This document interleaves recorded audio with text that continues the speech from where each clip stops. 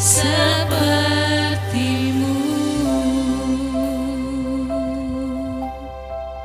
Mari kita berdoa. Bapa kami yang ada di dalam kerajaan surga, seperti lagu yang kami nyanyikan, kami ingin, kami rindu memiliki karakter dan cara hidup yang Tuhan inginkan, mengikuti teladan Kristus, menjadi seperti-Mu bukan dalam arti status kami menjadi Allah, tetapi memiliki segala ciri khas kebaikan, karakter yang ada pada Tuhan yang boleh kami miliki untuk kami boleh mencerminkan kemuliaan Tuhan, menjadi terang Tuhan di tengah dunia ini, menyenangkan Tuhan dan memuliakan Tuhan. Oleh sebab itu Tuhan, bentuklah kami di saat seperti ini, untuk melalui firman-Mu kami boleh ya Tuhan, belajar, bertumbuh, dan dibentuk seturut kehendak Tuhan. Oleh sebab itu Allah Roh Kudus terangilah hati dan pikiran kami, supaya kami boleh memahami firman Tuhan dan dapat melakukannya di dalam kehidupan kami. Tuhan berfirmanlah, di dalam nama Tuhan Yesus kami berdoa. Amin. Shalom. Apa kabar Bapak Ibu sekalian? Baik ya, baiknya agak lemes. Apa kabar? Baik, puji Tuhan. Saya percaya Bapak Ibu seminggu ini pasti capek, banyak kegiatan dan sebagainya. Tetapi saya harap kita semua sebagai anak-anak Tuhan boleh datang ke hari Sabat Tuhan, harinya Tuhan, minggu ini selalu dengan sukacita. Karena ada kesempatan pertama untuk teduh tenang di balik kesibukan dunia ini, dan teduh tenang bersama Tuhan, dikuatkan oleh Tuhan. Amin. Hari ini, minggu ini kemarin juga minggu yang melelahkan buat saya, tetapi pagi hari ini saya sangat senang boleh ketemu Bapak Ibu sekalian, dan secara khusus kita boleh berjumpa dengan Tuhan. Amin. Nah hari ini Bapak Ibu sekalian kita akan membahas satu bagian firman Tuhan, temanya adalah asli atau palsu jilid 2. Jilid satunya kapan Musa? Gitu ya. Setelah jilid satunya adalah, seri satunya adalah pada waktu minggu kedua di bulan kemarin, Pendeta Roni telah menyampaikan tentang asli atau palsu yang pertama. Kita bahas pada waktu itu tentang Yudas, ya. Dan hari ini melanjutkan seri pembacaan dan perenungan kita dari Kisah Para Rasul. Kita sampai di minggu kedua, kita bersama akan membaca dari Kisah Para Rasul 4 ayat 32 sampai nanti pasal 5 ayat yang ke-11. Mari kita baca lebih dahulu pasal 4 dari ayat 32 sampai dengan ayat ke-37. Mari kita baca bertanggapan. Ayat genap saya bacakan. Kumpulan orang yang telah percaya itu sehati dan sejiwa, dan tidak seorang pun yang berkata bahwa sesuatu dari kepunyaannya adalah miliknya sendiri, tetapi segala sesuatu adalah kepunyaan mereka bersama-sama.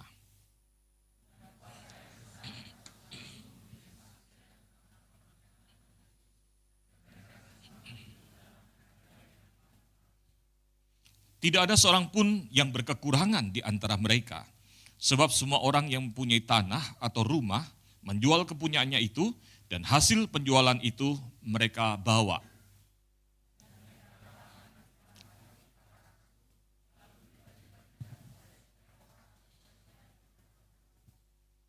Demikian pula dengan Yusuf yang oleh rasul-rasul disebut Barnabas. Artinya anak penghiburan, seorang Lewi kelahiran Siprus.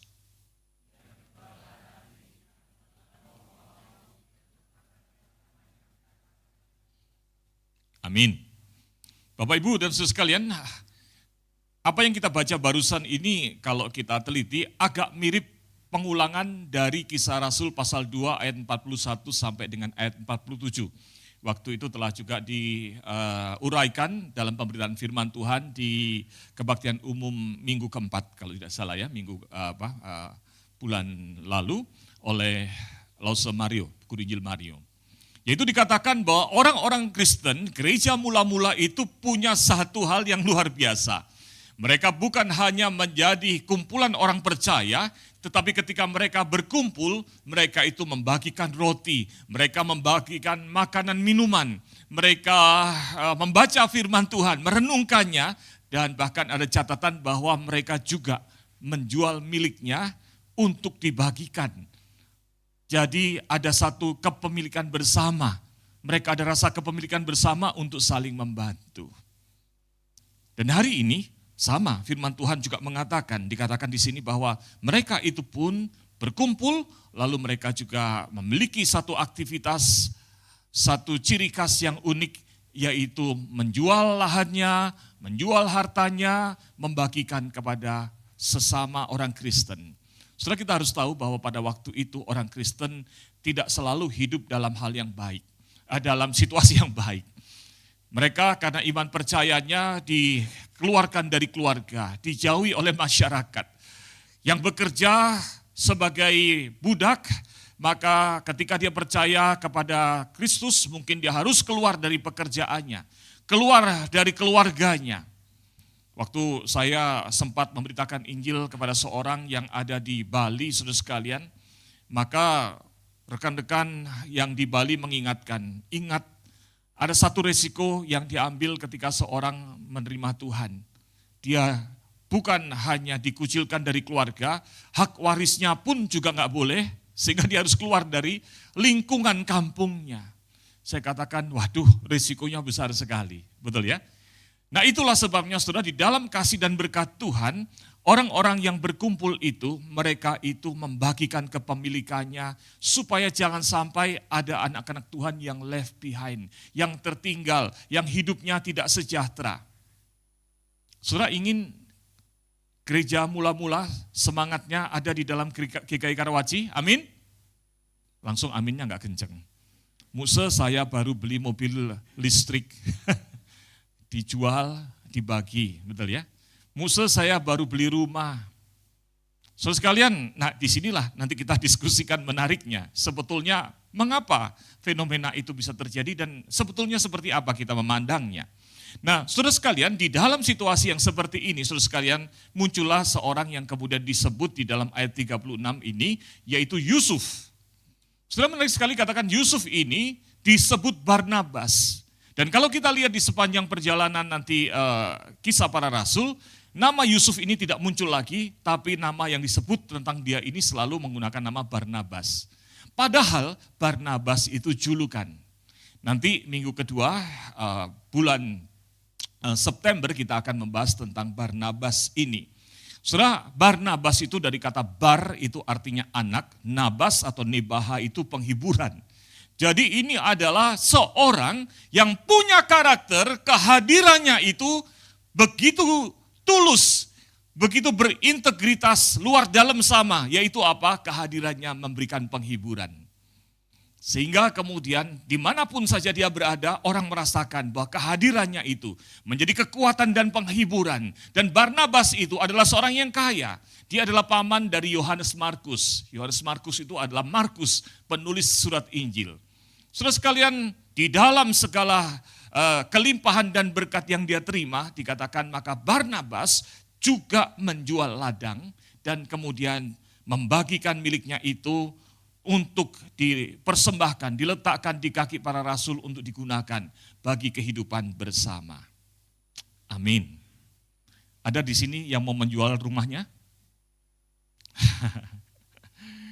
Nah, saudara sekalian, situasinya sebenarnya bukan hanya Barnabas saja, tetapi semua orang hari itu, anak-anak Tuhan, punya satu kebiasaan, semangat seperti itu, walaupun tidak semuanya menjual hartanya untuk melakukan itu.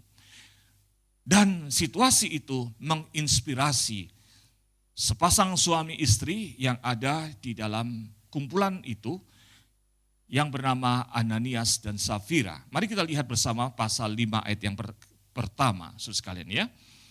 Ada seorang laki-laki bernama Ananias. Ia beserta istrinya Safira menjual sebidang tanah miliknya. Jadi kalau tadi Barnabas, juga orang Kristen yang lainnya, ada beberapa yang juga menjual miliknya. Maka Ananias dan Safira ini tidak ada yang suruh, sama seperti Barnabas tidak ada yang suruh, sama seperti jemaat yang lain tidak ada yang menyuruh, mereka melakukan itu sebagai inisiatif. Maka Ananias dan Safira juga menjual ladangnya. Bagus nggak? Sampai di sini bagus. Mari kita lanjutkan dengan ayat yang kedua. Dengan setahu istrinya, ia yaitu Ananias, menahan sebagian dari hasil penjualan itu Dan sebagian lagi dibawa dan diletakkannya di depan kaki para rasul. Jadi saudara sekalian, Ananias dan istrinya melakukan penjualan, tetapi ada rekayasa. Yang lainnya menjual lalu diberikan full sebagai persembahan. Kalau ini dengan sepengetahuan istrinya, ditahan sebagian, setengahnya, lalu 50% diberikan atau sebagiannya diberikan, dan diakui sebagai keseluruhan dari hasil penjualan. Nah, sekarang kita baca kisah selanjutnya, ayat ganjil saya bacakan, ayat genap saudara yang membacanya. Namun Petrus berkata, Ananias, mengapa hatimu dikuasai iblis, sehingga engkau mendustai Roh Kudus dan menahan sebagian dari hasil penjualan tanah itu?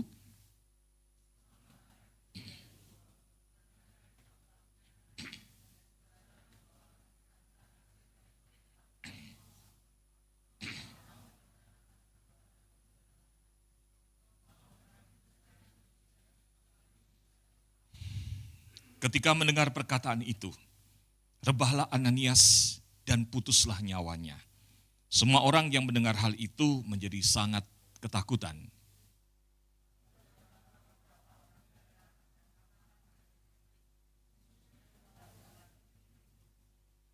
Kira-kira 3 jam kemudian masuklah istri Ananias. Tetapi ia tidak tahu apa yang telah terjadi.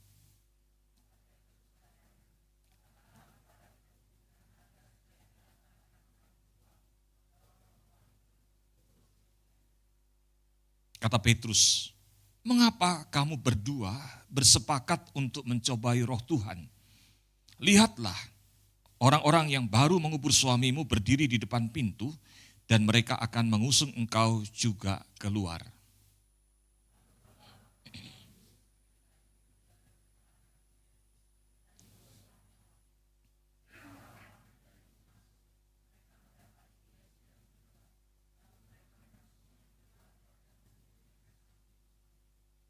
Seluruh jemaat dan semua orang yang mendengar hal itu menjadi sangat ketakutan. Saudara, firman Tuhan tidak mengatakan Ananias mengakui bahwa itu seutuhnya, ya 100% hasil penjualan dipersembahkan. Tapi kalau kita lihat dari percakapan Petrus kepada Safira, mengindikasikan bahwa Ananias mengatakan itu kepada Petrus. Ketika Petrus bertanya kepada Safira, mengapa, berapa yang engkau berikan ini? Apakah seluruhnya? Ya, sepenuhnya. Saudara, Ananias dan Safira berbohong untuk persembahan. Betul ya? Berbohong untuk persembahan. Tapi kalau saudara jadi menjadi pengurus gereja, jadi Rasul Petrusnya, ada orang jual rumah 10M, lalu dia ngaku seluruhnya dipersembahkan buat gereja, lalu yang dipersembahkan sebetulnya cuma 50%, yaitu 5M. Masih lumayan enggak? Halo? Saudara kok pura-pura enggak butuh? Buat land of it, saudara. Betul ya? Jual rumah atau tanahnya, hartanya 10M. Lalu kemudian datang ke kita, ini saya persembahkan seluruh hasil penjualan yang diakui sebagai 100%. Tapi yang dipersembahkan 5M. Lumayan enggak? Lumayan banget, betul enggak? Jangan ngomong cuma lumayan. Lumayan banget. Jadi saudara sekalian, sebetulnya toh itu adalah sebuah persembahan, betul enggak? Sebuah persembahan. Lalu apa persoalannya? Saudara, menjadi pertanyaan adalah motivasi Ananias dan Safira. Kalau memang memberikan persembahan, mengapa sih kok harus berbohong? Persembahannya diterima pasti oleh Tuhan.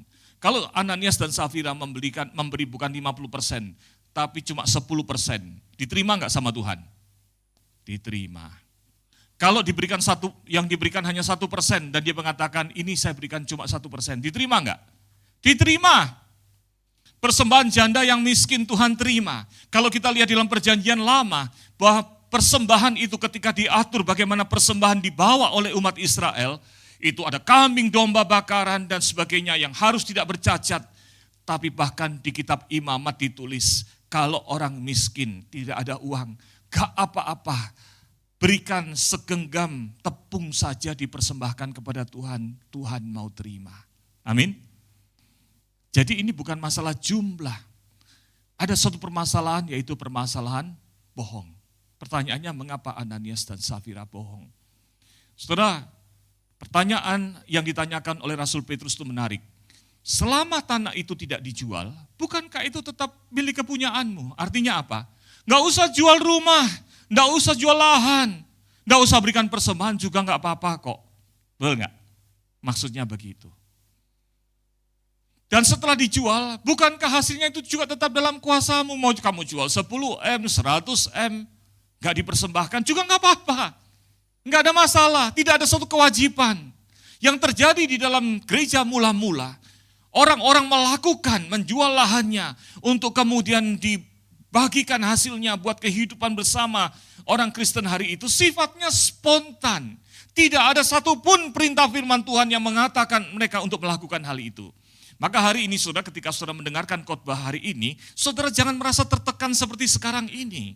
Saudara tidak sedang diminta oleh Tuhan untuk menjual mobil, rumah saudara, betul nggak?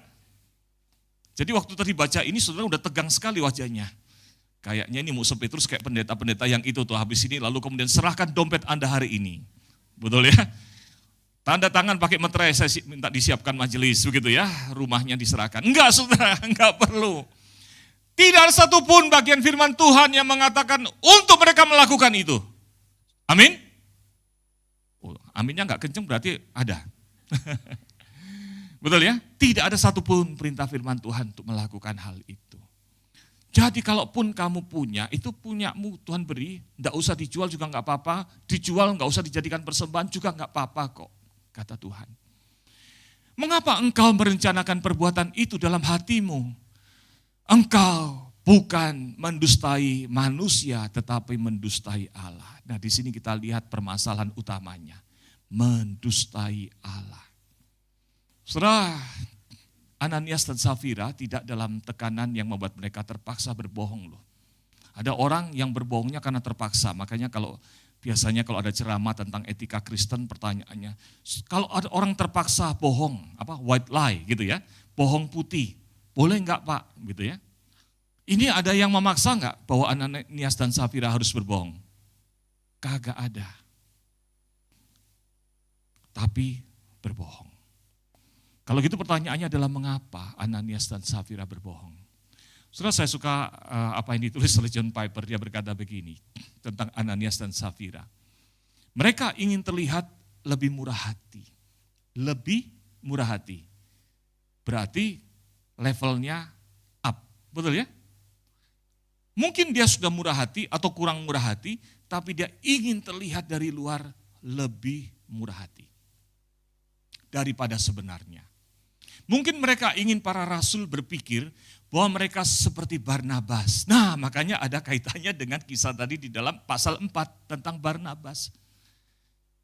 Barnabas itu Barneba, anak penghiburan, orang yang hatinya murah hati, yang kehadirannya betul-betul tulus depan belakang, sehingga namanya hilang lagi. Yang ada adalah namanya yang dibawa adalah Barnabas, itu julukan orang yang membawa penghiburan. Saudara, kalau saya adalah seorang yang baik hati, nama saya Petrus, maka untuk selanjutnya minggu depan saudara manggil saya apa? Musa Petrus atau Musa baik hati? Musa Petrus, betul nggak? Karena baik hatinya baru ketemu kalau satu kali pernalah ngasih minum ke saudara, betul ya? Baik hatinya mungkin pernah ngasih banana cake. Nah, saya sebenarnya hari ini mau bawa banana cake, tapi kemarin tidak sempat dapat pisangnya gitu ya. Wah, musuhnya baik, tapi nggak pernah ada orang yang manggil saya Musa baik hati. Kenapa? Belum menyeluruh terlihat, betul ya? Tapi Barnabas ini namanya Yusuf.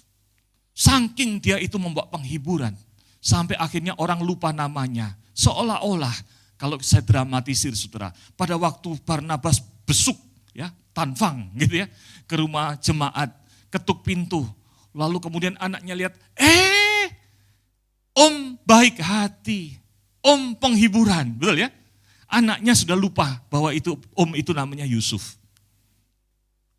Saking apa? Terkenalnya dia membawa penghiburan. Om penghiburan. Lalu dia cepat-cepat masuk ke rumahnya, ke dalam kamar. Mama, papa, ada tamu datang. Siapa tamunya? Namanya Om penghiburan. Dapat nggak maksudnya, saudara? Jadi sampai orang lupa namanya Yusuf itu karena ciri khas penghiburannya itu. Berarti ini orang yang depan belakang sama. Kehadirannya adalah membawa penghiburan. Dia menjadi orang yang dikatakan kalau kita lihat nanti pelajari di minggu kedua bulan September.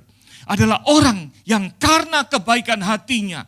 Bahkan orang-orang yang tidak mau percaya kepada Kristus dibuat menjadi percaya kepada Kristus karena melihat kebaikan hati, penghiburan yang ada di dalam pribadi ini. Jadi melalui apa yang dia lakukan ketika dia menjual rumah atau lahannya ini, Barnabas saudara sekalian betul-betul mengekspresikan hidupnya bukan pura-pura.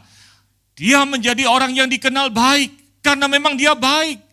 Hidupnya telah diubahkan di dalam Tuhan. Ada kasih Tuhan. Kehadirannya menjadi penghiburan.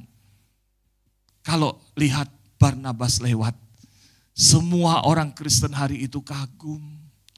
Inilah orang penghiburan.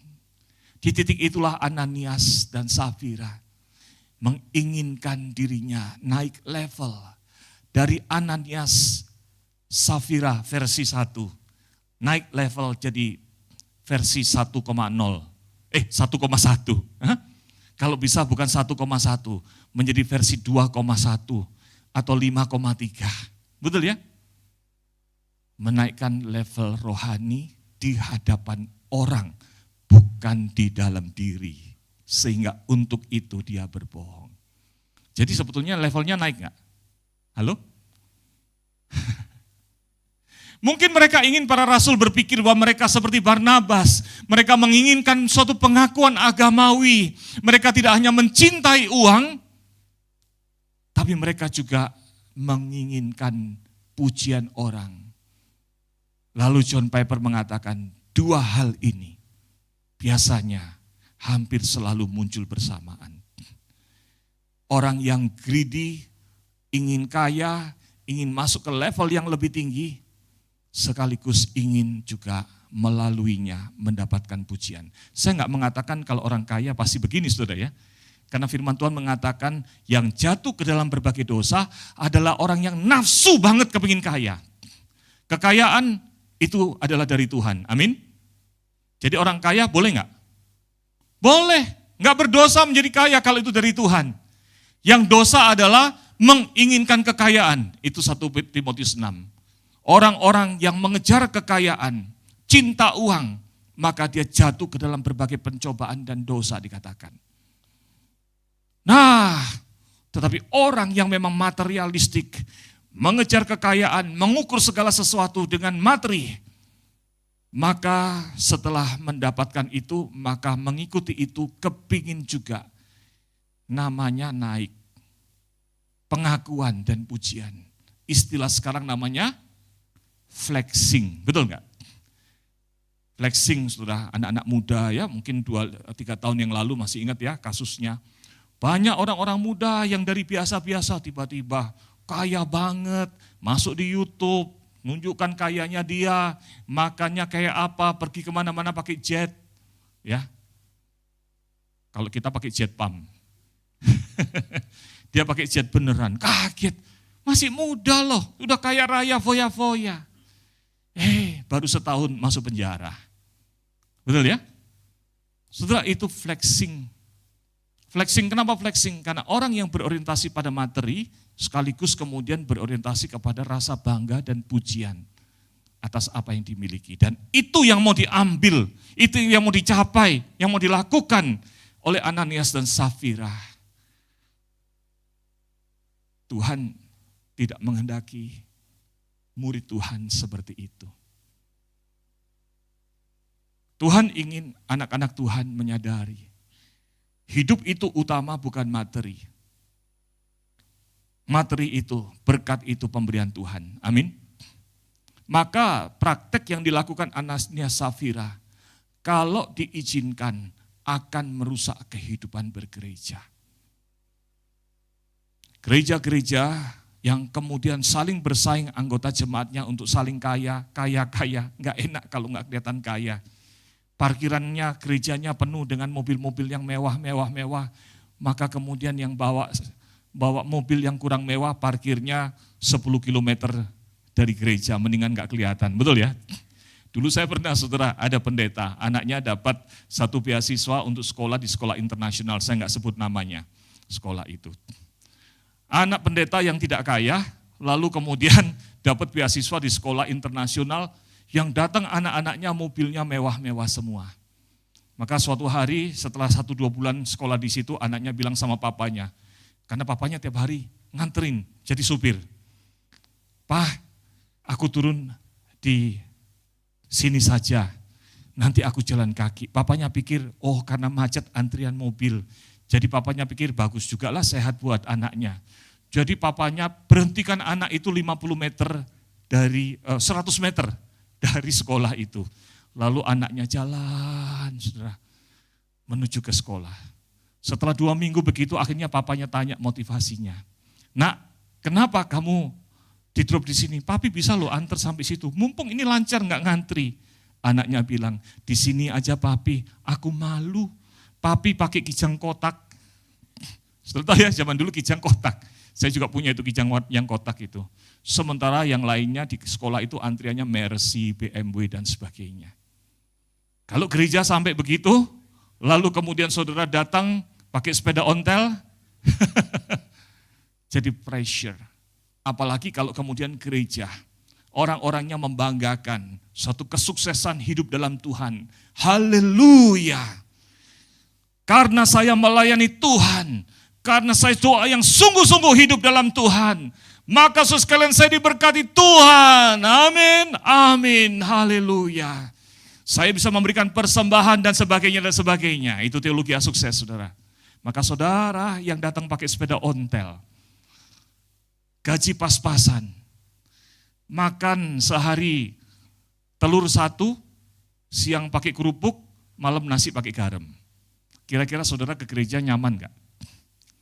Iman bisa goyah, lalu bertanya, yang lain diberkati Tuhan, mengapa aku cuma makan nasi pakai garam? Betul gak?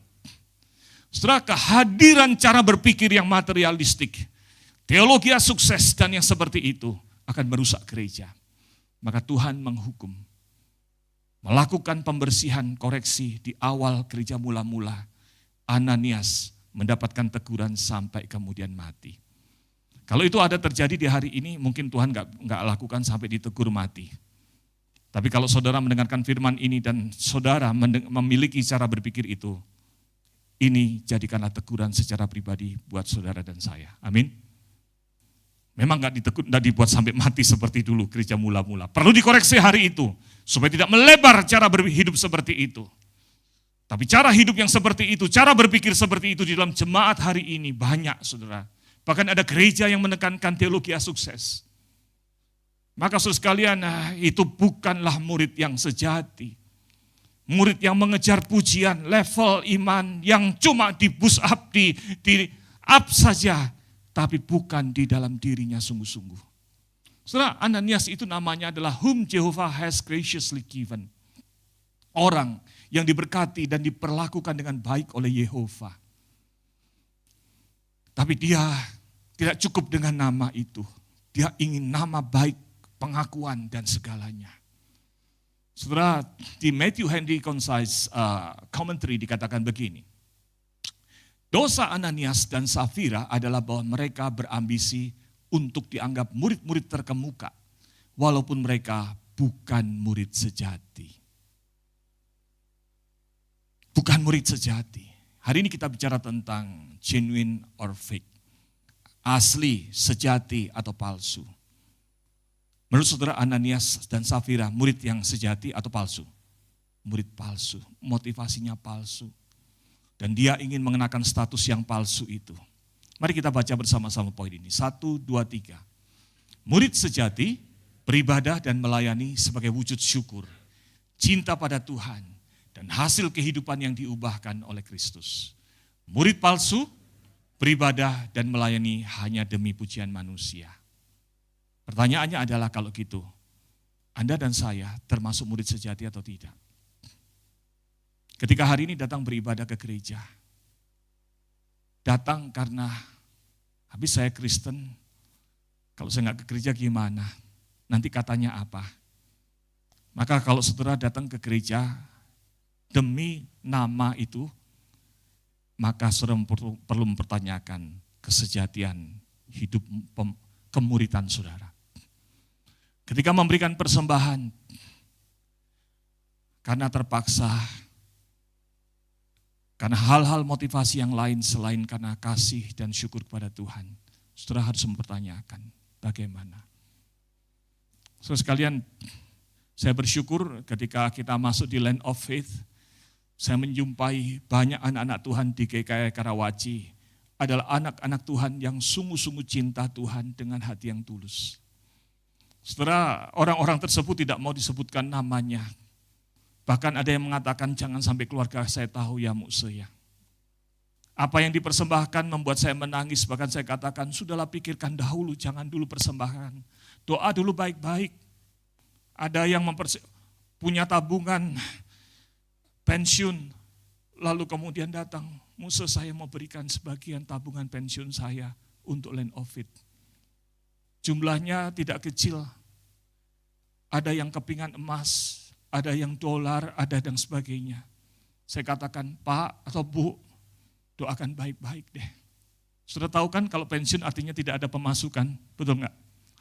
Tapi mau diberikan sebagainya sebagai persembahan untuk Land of Faith. Saya katakan, saya enggak senang langsung mengatakan, puji Tuhan, ayo Tuhan kamu kasih segini, Tuhan berikan 1000 kali lipat, haleluya. Enggak saudara, saya bukan gereja, saya bukan pendeta yang begitu. Saya tahu arti yang barusan kita renungkan ini. Saya malah katakan, Pak atau Bu, doakan baik-baik kembali ke rumah dulu. Makanya saudara kalau saudara lihat janji imannya GKI Karawaci untuk Land of Faith, bukan melulu soal uang, betul enggak? Komitmennya adalah selain persembahan apa? Komitmen yang pertama adalah menjadi pendoa, betul enggak? Itu yang paling pertama. Lalu yang terakhir memberikan rekomendasi. Jadi masih ada ruang untuk kita melakukan banyak hal untuk pekerjaan Tuhan. Amin. Tapi orang-orang itu, ada yang datang lagi 3 minggu kemudian. Mukse saya sudah doakan, buat apa saya simpan uang banyak-banyak. Walaupun menurut saya enggak tahu bagaimana ke depan dulu ya, kalau kita pensiun. Saya mau tetap cinta Tuhan untuk gereja Tuhan. Dipersembahkan. Orang-orang yang seperti ini tulus, tidak untuk menunjukkan diri. Ketulusan-ketulusan itu ada di dalam cerita Land of Faith ini, untuk dicatat dalam sejarah, bahwa anak-anak Tuhan di GKI Karawaci, ada anak-anak Tuhan yang murni hatinya seperti Barnabas, amin. Maka mari kita refleksi, bukan hanya untuk persembahan, untuk apapun yang kita lakukan. Warren Buffett berkata begini, saudara sekalian, kejujuran adalah talenta yang sangat mahal. Jangan mengharapkannya dari orang yang murahan. Menarik ya kalimat ini ya. Saudara, Ananias dan Safira ingin menaikkan levelnya menjadi orang yang terpandang tetapi melakukan dengan cara yang tidak jujur, berbohong kepada Tuhan, menaikkan levelnya. Tetapi akhirnya membuat dia bukan jadi murid sejati, bahkan menjadi sekedar orang murahan yang tidak berharga. Asli atau palsu? Yang terakhir, saudara sekalian, mari kita lihat, mari kita pikirkan. Barnabas dan Ananias sebetulnya sama-sama memberikan persembahan, betul nggak? Jadi kalau bilang sama, sama nih saudara. Setuju ya? Sama-sama persembahan. Terlepas jumlahnya, karena nggak disebut jumlahnya berapa. Jangan-jangan 100%-nya Barnabas itu adalah 1 miliar, tapi Ananias ini 50%-nya adalah 2 miliar karena dia jual tanah yang harganya 4 miliar. Betul nggak? Bisa saja. Jadi ini bukan tentang jumlah. Sama-sama memberikan persembahan. Tapi masalahnya apa? Saudara, kalau kita lihat dalam Kisah Para Rasul 11 ayat 24 ketika bicara tentang Barnabas. Karena Barnabas adalah orang yang baik, penuh dengan roh. Barnabas adalah orang yang penuh dengan roh. Nah perhatikan Ananias. Ketika ditegur oleh Petrus, Rasul Petrus berkata begini, Ananias, mengapa hatimu dikuasai oleh iblis. Kata yang digunakan untuk kata dipenuhi dengan roh di dalam ayat Kisah Rasul 11 ayat 24 dengan kata dikuasai iblis, Kisah Rasul 5 ayat yang ketiga menggunakan kata dasar yang sama dalam bahasa Yunani, yaitu pleres. Pleres itu apa sih? Pleres itu artinya diisi sampai batas yang sangat maksimum, mentok. Kalau kita isi bensin full tank, betul ya? Mentok. Kalau bicara hidup manusia dikuasai sepenuh-penuhnya. Kalau bicara tentang eksekusi pelaksanaan adalah bahwa saya dimotivasi, bukan hanya dimotivasi, saya terus-menerus memikirkannya sampai kemudian saya melaksanakannya dengan berhasil. Makanya saudara sekalian, Ananias dan Safira bukan hanya berpikir, bahkan kemudian sampai bertindak mengeksekusi apa yang dipikirkan yang buruk itu. Sementara Barnabas dikuasai oleh Roh Kudus, pikirannya dengan segala ketaatan, dengan segala sukacita, dia mengeksekusi dan membawa persembahan itu kepada Tuhan. Maka yang membedakan adalah motivasinya apa, betul enggak? Dan siapa yang lebih didengar, Allah Roh Kudus ataukah iblis? Itulah yang membedakan murid sejati. John Calvin berkata begini, wah ini bahasa Inggris, saya terjemahkan. Saya punya teman sekarang namanya AI. Ya, AI, saudara ya, tante-tante. Tante-tante sekarang bisa terjemahkan baik. Karena sebagaimana sumber kehancuran paling pasti bagi manusia adalah menaati diri sendiri, demikian pula satu-satunya tempat berlindung yang aman adalah tidak memiliki kehendak lain, tidak memiliki hikmat lain selain mengikuti Tuhan kemanapun dia memimpin. Amin. Yang membuat manusia hancur adalah kalau kita punya mengikuti nafsu sendiri, dikuasai dosa, dibisikin iblis, mewujudkannya, maka rusak seperti Ananias dan Safira. Tetapi ketika kita hidup sebagai anak Tuhan, Tuhan ingin supaya kita ini dipenuhi, dibisiki, terinspirasi, digerakkan, dimotivasi dengan sukacita oleh Roh Kudus mewujudkannya. Itulah murid yang sejati. Amin. Maka saudara sekalian, Wayne Grudem berkata, dipenuhi Roh Kudus itu berarti dipenuhi dengan hadirat Tuhan sendiri secara langsung. Dan dengan demikian akan merasakan apa yang Tuhan rasakan. Apa yang Tuhan rasakan tentang gerejaku, tentang orang-orang di sekitarku, menginginkan apa yang Tuhan kehendaki. Maka Barnabas dan orang-orang percaya hari itu melihat orang-orang yang membutuhkan, sehingga kemudian dia digerakkan hati untuk menjual miliknya, untuk memberikan persembahan semata-mata, bukan untuk pujian, tetapi karena dia merasakan pimpinan Tuhan. Memikirkan seperti Tuhan berpikir, berdoa, melayani dengan kekuatan yang dari Tuhan. Itulah hidup yang dipenuhi Roh Kudus. Maka poin terakhir ini, mari kita baca bersama-sama, 1, 2, 3. Jadilah murid sejati, dengan hidup menurut pimpinan Roh Kudus tiap saat di setiap aspek kehidupan kita. Amin. Mari kita berdoa. Tuhan Yesus, sempurnakanlah firman Tuhan ini dalam hati kami. Supaya kami boleh menjadi Kristen yang sejati, bukan Kristen yang palsu. Supaya kami di dalam hidup kami, baik ibadah kami, persembahan kami, pujian kami, doa kami, bahkan tindakan kami sehari-hari di tengah-tengah hidup keluarga, di tengah-tengah masyarakat, kami melakukannya bukan untuk pujian manusia, tetapi karena sukacita hidup sebagai umat tebusan, dengan tulus hati memuliakan Tuhan, bukan demi nama kami dikenal baik, tetapi demi nama Tuhan, demi memuliakan Tuhan, demi syukur kami kepada Tuhan. Tuhan berkati supaya hidup kami seluruhnya, tiap aspek, boleh menjadi kehidupan yang dipenuhi Roh Kudus. Seturut pimpinan Tuhan kami berjalan. Jadikanlah GKI Karawaci, anak-anakmu di tempat ini Tuhan, menjadi murid yang sejati itu. Di dalam nama Tuhan Yesus kami berdoa. Amin.